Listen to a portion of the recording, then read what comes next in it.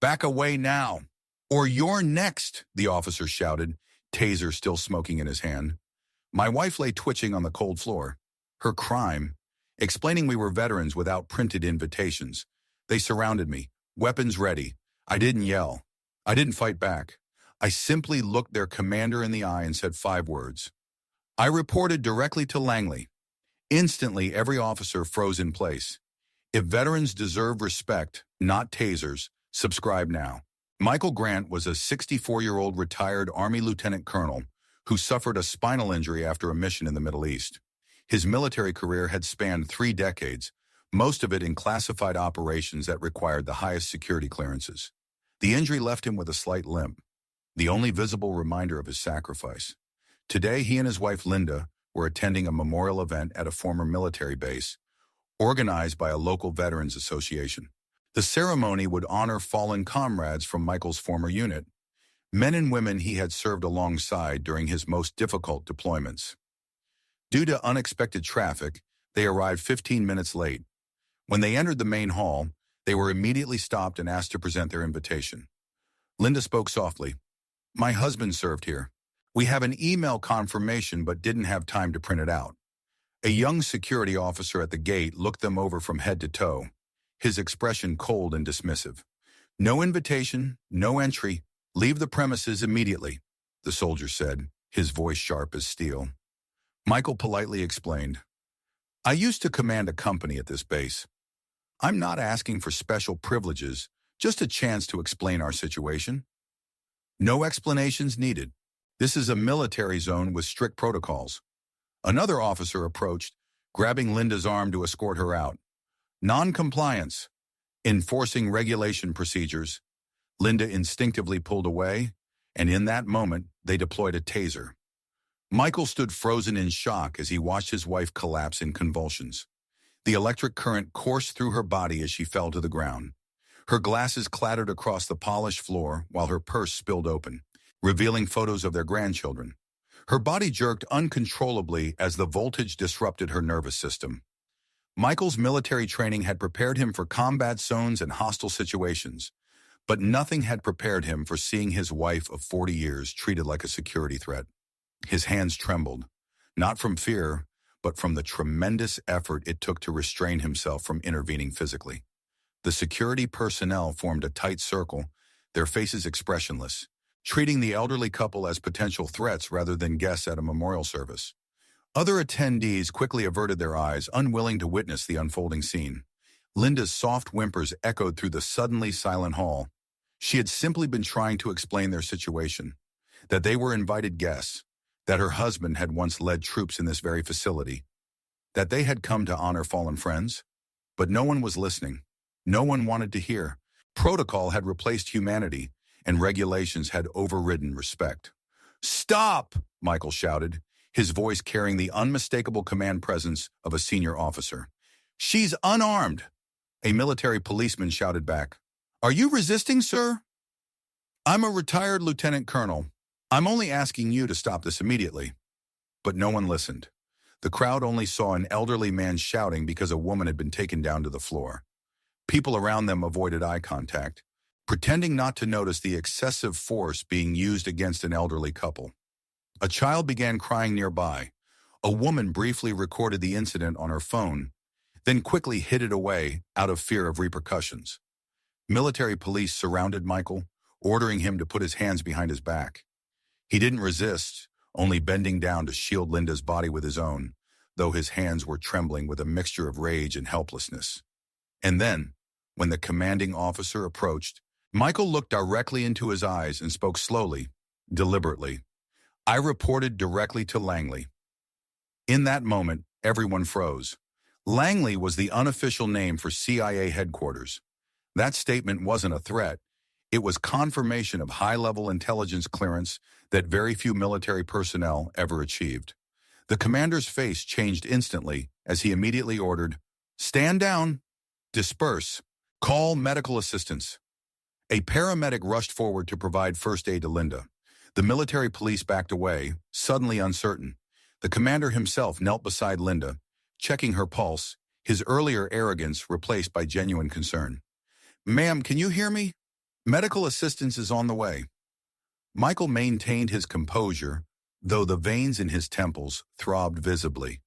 He gently touched his wife's face, whispering reassurances as she regained consciousness.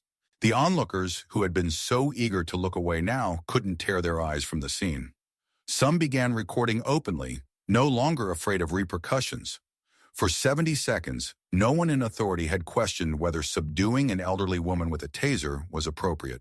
For 70 seconds, no one had considered that the couple might actually belong at the memorial service. The security personnel, who had been so quick to follow protocol, now looked ashamed, their training failing them when human judgment was most needed. A senior officer arrived, immediately assessing the situation and ordering the area cleared to give Linda space to recover. "Sir, there's been a misunderstanding," he said to Michael, as if that single word could erase what had just occurred. Michael simply held his wife's hand, focused entirely on her recovery rather than their excuses. There are people who once protected our freedoms, but when they need to be heard, they're treated like troublemakers. If this makes your heart ache, type respect to remind the world not to forget those who once stood on the front lines. The 5 words Michael spoke hadn't just identified him. They had exposed a broken system where veterans themselves were treated as outsiders at events meant to honor military service. Minutes later, a diplomatic-plated military SUV pulled up outside the gate. A man in a suit wearing a Department of Defense badge stepped out, a liaison agent from Homeland Security. He spoke concisely. "The detained individual is Lieutenant Colonel Michael Grant, formerly serving in the Interagency Intelligence Coordination Group, top-secret security clearance." The atmosphere in the hall froze completely. A senior colonel rushed down from upstairs, his face pale with recognition. "My God, is it really him?" This officer approached, kneeling to apologize to Linda personally. Michael didn't condemn him, simply stating, "I came to honor fallen comrades. Now my wife lies unconscious." All cameras were ordered confiscated. The commanding officer was suspended on the spot. The incident quickly escalated through internal channels to the highest levels. An emergency order was issued. Replace the entire security team at the checkpoint immediately. Michael declined all interview requests from the press that began gathering outside. He made only one simple request. Hang photographs of the fallen in the main corridor. Don't let anyone forget they existed. The base commander, now personally involved, nodded solemnly. "It will be done by tomorrow, sir." Word spread quickly through military circles. By evening, 3 generals had personally called to express their regrets. The Secretary of Defense's office issued a statement promising a full investigation into protocols that failed to properly identify and respect distinguished veterans. Meanwhile, Linda was taken to the base medical facility. Though physically stable, the psychological trauma was evident in her trembling hands and distant gaze. A week later, the base reorganized the memorial ceremony. This time, Michael was invited to deliver the opening address. In his brief speech, he said only one sentence that resonated throughout the hall. "Don't wait until someone falls to call them a hero." The auditorium rose in standing ovation. No one mentioned the previous incident, because the real injury wasn't just to Linda's body, but to the trust and respect that seemed to be fading away in modern military institutions. After the ceremony, several young officers approached Michael, asking for guidance on how to balance security with respect. He spoke with them privately, sharing wisdom earned through decades of service. The base commander announced new training protocols to ensure veterans would be treated with appropriate dignity, regardless of whether they carried printed invitations or wore their uniforms. The story might have ended there, contained within military channels, but a civilian attendee had managed to preserve video footage of the incident. Within days, it appeared online with the caption, "Decorated veteran and wife tased at memorial event," until he said 5 words. The footage showed everything: Linda's collapse, Michael's restraint, and the immediate change when his CIA connection was revealed. It raised uncomfortable questions. Why did it take special status to earn basic dignity? Would an ordinary veteran without intelligence connections have received the same eventual respect? Michael refused further comment, but his silence spoke volumes. He had never sought special treatment, only the recognition that those who served deserved to be heard before being judged. A month later, Linda's photograph was placed beside the bronze statue in the Memorial Hall, not because she was military personnel, but because she represented the women who stand beside soldiers throughout their lives. Next to her photo was a small plaque, because silence holds as much value as courage. Michael no longer appeared in the media, but each year he quietly placed a bouquet of flowers in the hall on the exact date they had been misunderstood. The security officers involved were reassigned to different positions, not as punishment, but for retraining.